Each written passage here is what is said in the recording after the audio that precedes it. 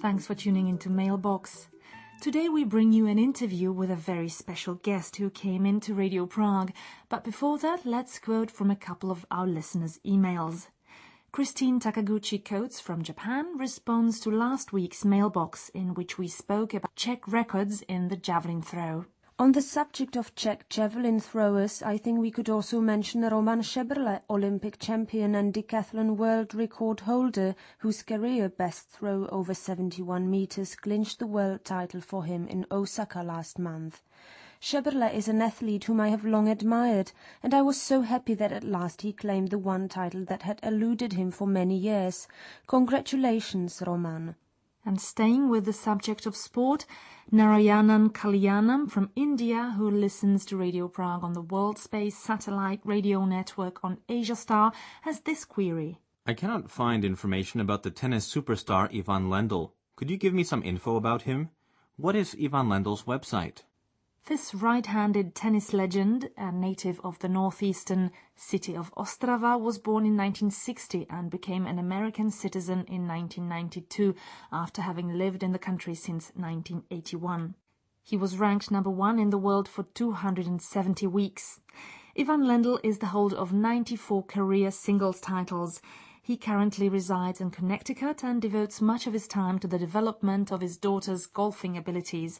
4 of his 5 daughters play golf at a highly competitive junior level. To my knowledge, Ivan Lendl has no official website of his own. As I mentioned earlier, we had a very special guest here at Radio Prague last week. It's been a while since we last had a listener call on us here at Český rozhlas. Last week we had a guest from the Mediterranean island of Cyprus. I'm Kostas Konstantinidis. I'm from Limassol, Cyprus, but I'm originally from Johannesburg, South Africa. And how long have you been listening to Radio Prague? I've been a listener to Radio Prague since 1972. And where? In Cyprus or in South Africa as well? Yes, I've been DXing in both countries, Cyprus and South Africa, and also a little while in Greece. And what is reception like in your area now? Presently, the reception of Radio Prague into Cyprus is very good. Yeah, I'm listening in the early hours of the morning, but it's coming through very well. Is there anything that you particularly like about our programs, or do you just listen in general? I just listen in general because I'm working in many hours in the evening shift, and I have this only one day off a week to DX, so I just listen to whenever I can. And how about QSL cards? Do you collect our QSL cards? Yes, your Radio Prague QSL cards are very good. Really now I don't really collect all of them, but I have very good collection from way back in 1972, and now I'm very happy to meet the people at the studios and show them my QSL collections. It's a very good hobby, this shortwave listening. Is this your first time in the Czech Republic? It's my first time in the Czech Republic. It's a wonderful country, wonderful people, and I suggest each DXer to come and visit this great land, Czech Republic.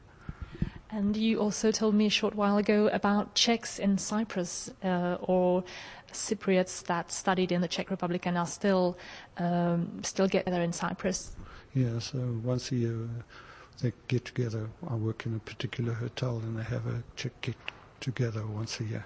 Is it very different, the tone of the programs now and back during the Cold War years? Yeah, it's very cool now compared to the old days. But I think the old days were also nice to listen to the programs because were people very disciplined compared to what they are today. And walking the streets of Prague, you